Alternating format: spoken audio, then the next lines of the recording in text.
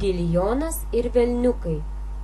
Tai atsitiko Viduklės parapijoje, už Paliepių kaimo, einant į pietus už 4 varstų nuo kaimo, kur yra pievos, daug pelkių ir tankumynų krūmais apaugusių.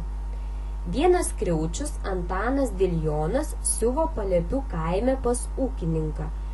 Kai pabaigė savo darbą, ėjo namo į Viduklės miestelį, o dar buvo ne visiškai vakaras.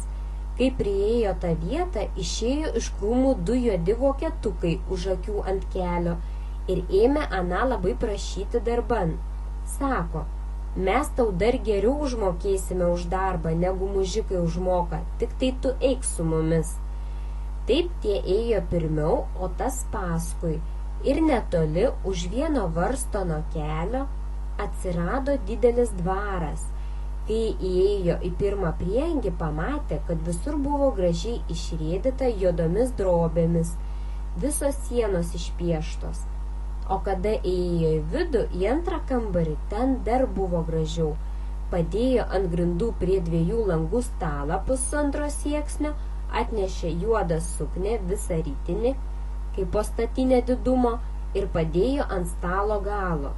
Dabar pirmasis vokietukas, kuris buvo aukštesnis, liepė kriaučiui išmatuoti surdotuką su perskeltu užpakaliu, kad galėtų uodega išlysti.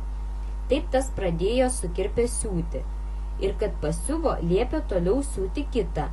Ir taip siuvo iki pasiuvo 15 tokių vienodo dydžio surdočiukų. Sugaišo tam 7 savaitės. Valgis buvo, kaip pas mužikas su kiauliena, vėdarų ir dešrų davė jam kas dieną. O kad buvo pasninko dienos, tai davė su pasninku. Arielkos ant tuščios iš ryto, per pietus ir vakare. Užkasti pyrago su sviestu, o kada jau atėjo šventos dienos, tada po pusryčių pavalgiusiam liepė vokietukai, kad anas eitų į bažnyčią.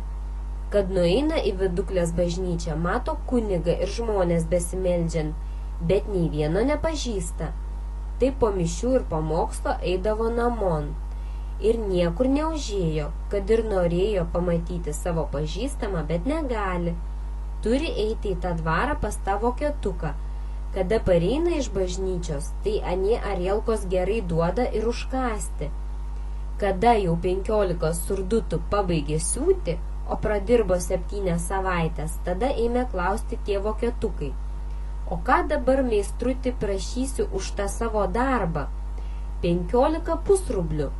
Mažai tu te prašai.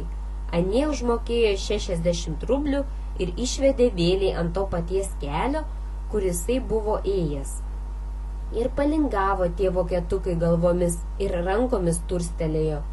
Taip tas kriaučius nuėjo į Viduklę ir visiems apgarsino savo atsitikimą. Kad sugrįžo į Paliepių kaimą, apsakė, kas jam atsitiko.